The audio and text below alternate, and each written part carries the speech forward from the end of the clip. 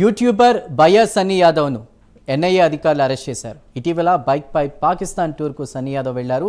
చెన్నై విమానాశ్రయంలో ఎన్ఐఏ అధికారులు అదుపులోకి తీసుకున్నట్టు తెలుస్తోంది. జ్యోతి మల్హోత్రా తరహాలో గూఢచర్యం చేసుండొచ్చని అనుమానిస్తున్నారు. ఇండియా మోస్ట్ వాంటెడ్ జాకీర్ నాయక్ను లాహోర్లో కలిసినట్లు సమాచారం రావడంతో అప్రమత్తమయ్యారు.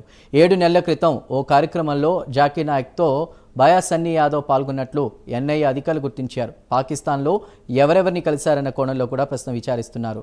పాకిస్తాన్ టూర్ గురించి వివరాలను తెలుసుకుంటున్నారు. డీటెయిల్స్ని ఫీల్డ్ రిపోర్ట్ ద్వారా మా ప్రతినిధి ప్రవీణ్ అందిస్తారు. ప్రవీణ్. ఎస్ చందు, మనం చూసుకుంటే సామాన్య మధ్యతరగతిలో పుట్టినటువంటి ఒక యూట్యూబర్ సందీప్ యాదవ్ అదే యూట్యూబ్లో వచ్చిన తర్వాత సన్నీ యాదవ్గా పేరు మార్చుకోవడం జరిగింది.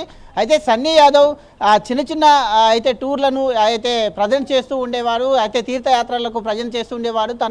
తన దగ్గర ఉన్నటువంటి పల్సర్ బైక్ పైనే అయితే చిన్న టూర్లు ఈ యొక్క తెలుగు రాష్ట్రాలనే టూర్లు చేసేవాడు. దాంతోపాటు కొద్దిగా ఫేమస్ అయిన తర్వాత ఇప్పటికే ఫాలోవర్స్ కూడా చాలామంది ఉన్నారు. అయితే 40 లక్షలకు పైన ఫాలోవర్స్ కూడా ఉన్నారు. కాబట్టి అదేవిధంగా ఒక అయితే మహారాష్ట్రకు చెందినటువంటి ఒక యూట్యూబర్ని చూసేసి ఈ విధంగా చేయాలి అంటూ కూడా రైడ్స్ ప్రారంభించాడు.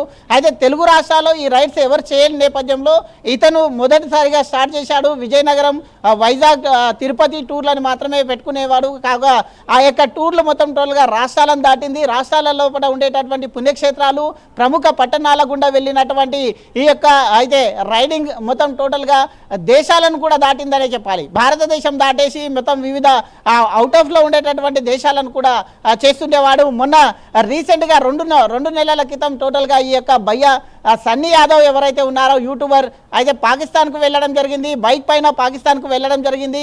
అక్కడనే ఈ యొక్క ఆపరేషన్ సింధూర్ ఎప్పుడైతే జరిగిందో ఆపరేషన్ సింధూర్ జరిగేటప్పుడు కూడా పాకిస్తాన్లో ఉన్నట్టుగా అయితే ఎన్ఐఏ వర్గాలు చెప్తూ ఉన్నాయి.